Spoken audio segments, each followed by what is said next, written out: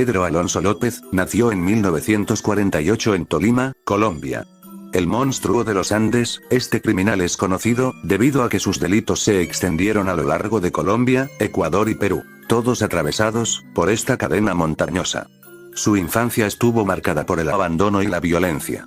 Su madre lo expulsó de su casa cuando tenía apenas 8 años, y desde entonces vivió en las calles, sobreviviendo por sí mismo. Fue víctima de abusos, pasó por orfanatos, y desde joven mostró conductas violentas. Fue arrestado por robo en su adolescencia y desde que estuvo en prisión su conducta empeoró cada vez más. A partir de los años 70, comenzó una serie de crímenes que generaron alarma internacional. Se ganaba la confianza de niñas jóvenes, en zonas rurales o marginadas, y luego las llevaba a lugares apartados. Su método era silencioso, sin levantar ninguna sospecha, a menudo se hacía pasar por vendedor ambulante, campesino o guía, y aprovechaba momentos en que las víctimas estaban solas, o alejadas de su entorno familiar para secuestrarlas. Las autoridades comenzaron a notar un patrón en varios pueblos donde desaparecían menores, pero durante mucho tiempo los casos no fueron vinculados en el mismo sitio, ya que ocurrían en países distintos y no existía un sistema de cooperación internacional que fuera ágil como el actual sistema de hoy en día. Fue en Ecuador, donde finalmente lograron identificar una serie de desapariciones muy similares. A finales de los años 70, empezaron a encontrarse restos de menores, en fosas cercanas a ríos y quebradas, muchos de ellos en zonas rurales, que era muy poca la accesibilidad. En 1980, tras intentar acercarse a una niña, en un mercado de Ambato fue detenido por pobladores y entregado a las autoridades. En los interrogatorios que hubieron con el criminal, López confesó una cifra extremadamente impactante, ya que mencionó que sus crímenes eran más de 300 niñas, de entre 8 y 12 años. La cifra fue tan alta que al inicio fue recibida con escepticismo, pero más adelante, con su colaboración, las autoridades hallaron múltiples restos en los lugares que el mismo criminal indicó, confirmando buena parte de su declaración. Pedro Alonso López fue juzgado en Ecuador, donde fue condenado en 1983 a la pena máxima vigente en ese momento, 16 años de prisión. Este límite, que hoy parece corto ante la magnitud de sus actos, respondía a las leyes de la época, que no contemplaban penas más prolongadas. Cumplió 14 años, y fue liberado en 1994, por buena conducta. Al salir, fue deportado a Colombia, donde se le recluyó brevemente en un hospital psiquiátrico. Luego de un par de años, fue dejado en libertad bajo supervisión. Desde 1998, se desconoce su paradero. Existen informes que indican que pudo haber desaparecido de forma voluntaria, o que incluso podría haber cambiado de identidad. También circularon información sobre posibles nuevas investigaciones, pero hasta hoy no ha habido una confirmación oficial de su paradero, o de que siga con vida. Desde su última aparición que ha sido, desde que salió del psiquiátrico, no se ha vuelto a hacer presente ante la vista de las personas.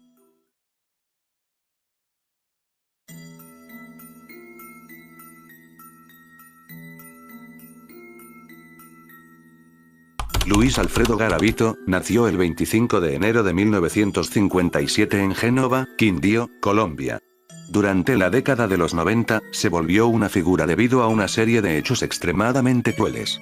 Garavito estuvo involucrado en múltiples incidentes relacionados con niños en situación vulnerable, principalmente entre 1992 y 1999. Desde sus primeros años, Garavito mostró comportamientos difíciles, y a lo largo del tiempo desarrolló una forma de actuar que consistía en acercarse a menores que vivían en condiciones precarias. Usaba distintos nombres falsos, como Bonifacio Morera o Tribilín, para ganarse la confianza de esos niños. Su manera de operar era similar en diferentes regiones. Ofrecía algún tipo de ayuda, o simplemente les hablaba para que lo acompañaran a lugares apartados, alejados de la mirada de otras personas. La investigación contra Garavito comenzó a tomar fuerza en septiembre de 1998, cuando en un terreno en la ciudad de Pereira, se encontraron restos de varios niños. Esto llevó a las autoridades a intensificar sus búsquedas y a analizar patrones que vinculaban varios casos en distintos departamentos del país, como Valle del Cauca, Risaralda y Meta. Finalmente, el 22 de abril de 1999, Garavito fue detenido en Villavicencio. Su captura fue posible gracias a un niño de 12 años llamado John Iván Sabogal, quien logró escapar de una situación complicada y alertó a la policía. Este evento fue clave para detener una cadena de incidentes que había estado ocurriendo por varios años. Durante el proceso legal, Garavito admitió responsabilidad en muchos casos. En 2001 fue condenado a una pena que sumaba más de 1800 años de prisión, aunque por las leyes vigentes en Colombia, su condena máxima efectiva sería de 40 años. En Ecuador también enfrentó una condena adicional de 22 años por hechos relacionados ocurridos en ese país. Uno de los testimonios más importantes fue el de William Trujillo Mora, un joven que logró sobrevivir a una experiencia similar y que años después compartió cómo logró salir de una situación que pudo haber sido muy difícil para él. Este testimonio ayudó a las autoridades a entender mejor la manera en que Garavito operaba. En la década de 1980, comenzaron a registrarse los primeros incidentes vinculados a Garavito. El 4 de octubre de 1992, se señala como la fecha en que inició la serie de eventos que luego fueron investigados. El 17 de septiembre de 1998, fue cuando se encontraron los restos en Pereira, lo que abrió una investigación mucho más profunda. El 22 de abril de 1999, se concretó su captura gracias a la denuncia de un menor que logró escapar. En 2001 se dictó la condena principal en Colombia. En agosto de 2003, Garavito realizó nuevas declaraciones sobre otros casos que involucraban a más personas. En 2007, enfrentó un juicio en Ecuador donde también fue condenado. En 2016, ofreció una entrevista exclusiva en prisión. Finalmente, el 12 de octubre de 2023, falleció en su lugar de reclusión.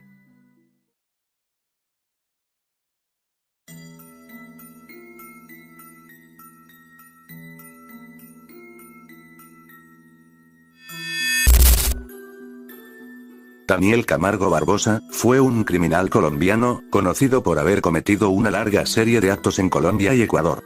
Entre los años 70 y 80, su apodo, el monstruo de los manglares, se lo ganó por el tipo de lugares donde operaba, ya que sus crímenes solían ocurrir en zonas boscosas, apartadas y cerca de cuerpos de agua, como manglares y quebradas.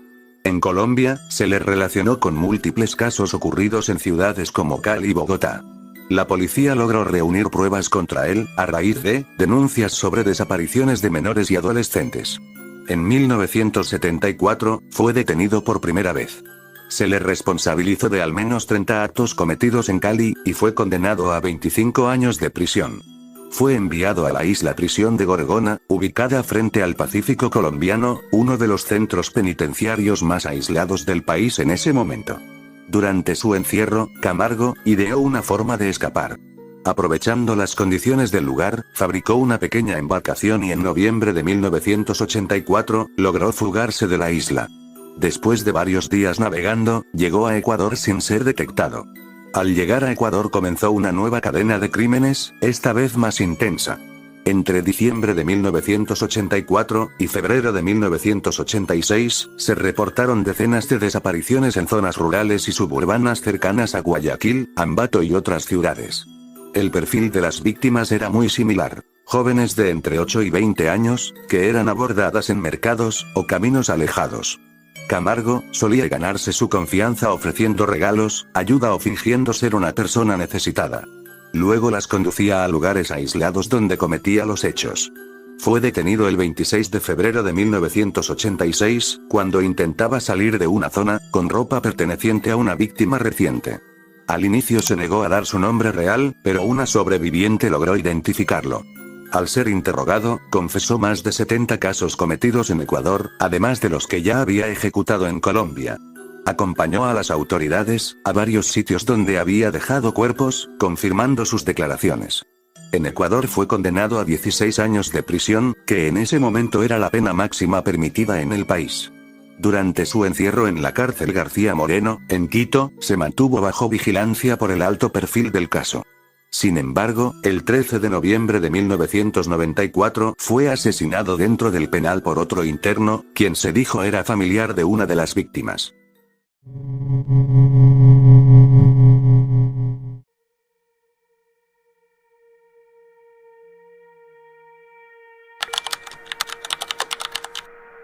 Jaime Iván Martínez Betancur, conocido como el monstruo de Guarne, es un criminal colombiano que quedó al descubierto en 2016 luego de una serie de desapariciones ocurridas en el oriente de Antioquia.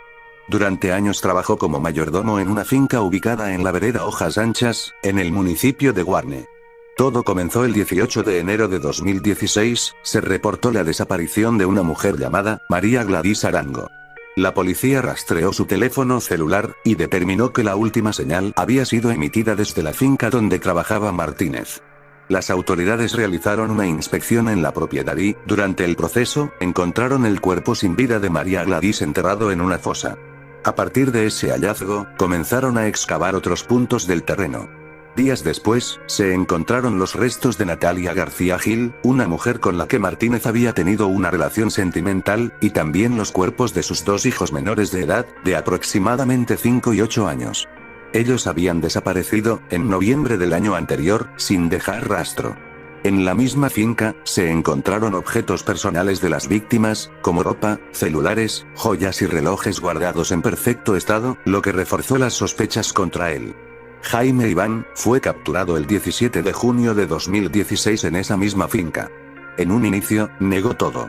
Luego, al ser confrontado con las pruebas, confesó los crímenes cometidos contra María Gladys, Natalia y los dos niños. En una declaración posterior, aseguró que había cometido más de 20 asesinatos a lo largo de su vida, pero después se retractó y afirmó que solo reconocía los 4 que ocurrieron en esa finca. Según los informes forenses, todas las víctimas presentaban signos de haber sido sometidas con un hilo de nylon, el cual utilizaba para causarles daño sin dejar rastro inmediato visible. Durante el juicio, Martínez firmó un preacuerdo con la fiscalía, y fue condenado a 42 años de prisión por los delitos de homicidio agravado y desaparición forzada. Aunque solamente fue juzgado por 4 casos, las autoridades investigaron su posible vinculación con otros hechos similares, ocurridos en distintas partes de Antioquia y también en el Valle del Cauca. Se cree que pudo haber tenido un patrón que repitió en otras fincas donde trabajó, aprovechando la confianza que los dueños depositaban en él y el aislamiento de las propiedades rurales para ocultar sus actos. Hoy cumple su condena en una cárcel de alta seguridad.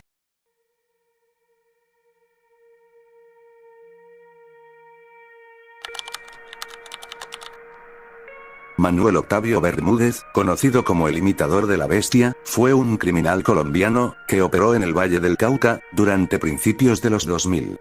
Su apodo se debe a que imitaba los métodos de Luis Alfredo Garavito, otro asesino serial. Bermúdez atraía a niños entre 6 y 12 años ofreciéndoles dinero o dulces para ganarse su confianza.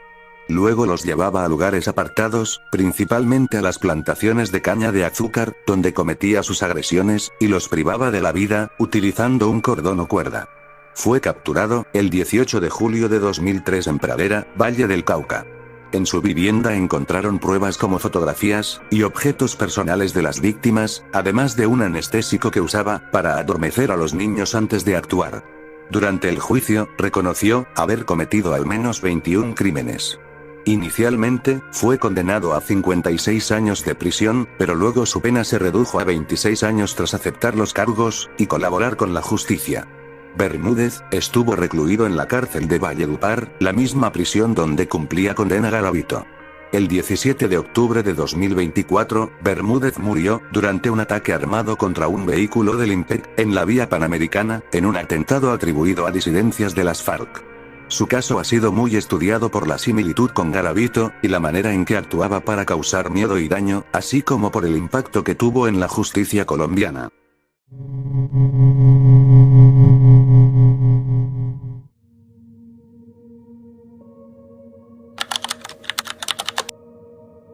Luis Gregorio Ramírez, conocido como el monstruo de la soga, es uno de los criminales más notorios de Colombia, en las últimas décadas. Su actividad delictiva se extendió desde el año 2000 hasta 2012, principalmente en la región Caribe, especialmente en ciudades como Valledupar, Santa Marta y Barrancabermeja. Ramírez tenía un modo de operar muy estratégico, el cual le dio su apodo. Se hacía pasar por un pasajero común para abordar mototaxis, un medio de transporte muy utilizado en estas zonas. Durante el viaje, en algún momento, sometía al conductor y lo llevaba a un lugar apartado. Ahí utilizaba sogas para amarrarlos, y dejarlos sin posibilidades de escapar. Este método de atar y privar de la libertad de forma violenta, causaba asfixia, que era la forma en la que terminaba con sus víctimas. A lo largo de esos años, se le atribuyeron cerca de 30 crímenes, aunque hay versiones de que podrían ser aún más de los 30. Sus víctimas generalmente eran hombres jóvenes, mototaxistas entre 19 y 30 años, personas que él veía vulnerables, y que no se esperaban la amenaza. Su forma de actuar era sigilosa y calculada, lo que dificultaba la identificación rápida de un patrón y su captura. La investigación de este caso mostró que Ramírez tenía antecedentes de haber sufrido abusos durante su infancia, algo que muchos expertos en criminología señalan como un factor común en perfiles criminales con conductas violentas extremas. Sin embargo, también se destacó que poseía una mente meticulosa y que planeaba cuidadosamente cada uno de sus movimientos, lo que indicaba un alto grado de peligrosidad y control en sus acciones. En 2013 fue sentenciado a 57 años de prisión, pero debido a su cooperación con la justicia y la aceptación de los cargos, la condena fue reducida a 34 años. Actualmente, cumple su condena en la cárcel de máxima seguridad conocida como la Tramacua, ubicada en Valledupar. A pesar de estar privado de la libertad, el caso de Luis Gregorio Ramírez sigue siendo objeto de análisis por parte de especialistas que buscan entender las motivaciones y el comportamiento detrás de sus crímenes, con el objetivo de prevenir que hechos similares ocurran en el futuro.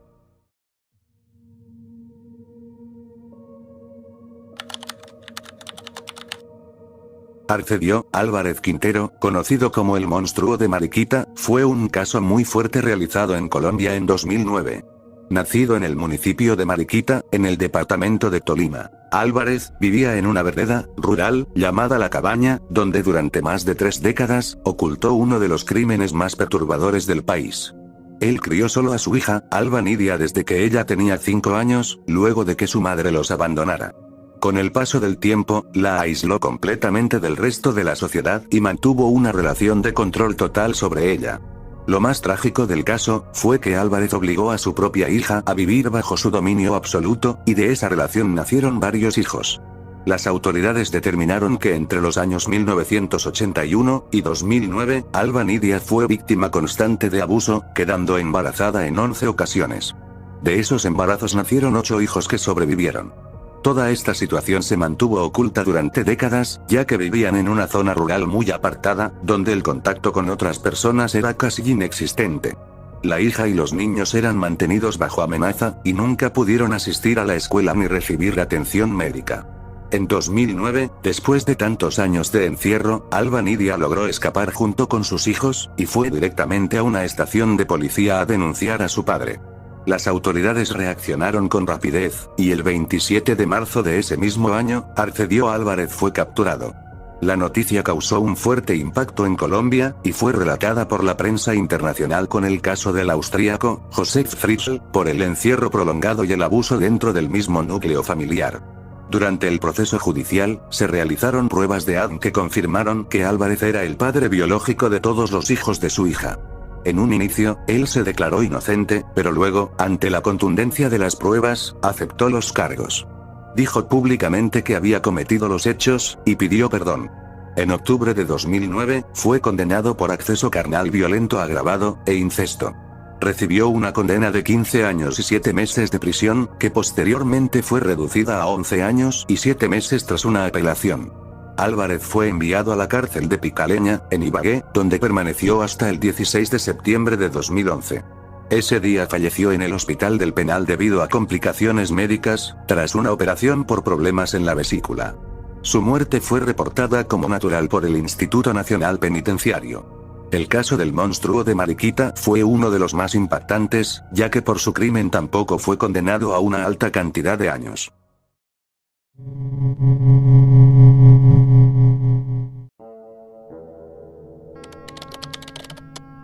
Adolfo Enrique Arrieta García, conocido como el monstruo de Fundación, fue condenado por haberle duitado la vida a una niña de 9 años en el municipio de Fundación, Magdalena. El 28 de septiembre de 2018, Génesis Rúa Vizcaíno desapareció en el barrio El Porvenir. Horas después, Arrieta fue encontrado en flagrancia cuando intentaba quemar el cuerpo de la menor en su casa. Inicialmente, intentó engañar a las autoridades, diciendo que estaba quemando un perro, pero luego cuando lo investigaron confesó el crimen. La fiscalía determinó que Arrieta abusó sexualmente de Génesis, la asfixió, y luego quemó su cuerpo en un fogón de leña en su patio. En mayo de 2019, fue condenado a 53 años y 8 meses de prisión por feminicidio agravado y acceso carnal violento agravado. El juez no le concedió beneficios por la gravedad de los hechos. Durante el proceso judicial, Arrieta expresó remordimiento y pidió perdón a la familia de la víctima, aunque alegó no recordar sus acciones. Actualmente, cumple su condena en la cárcel de alta seguridad La Tramacúa en Valledupar.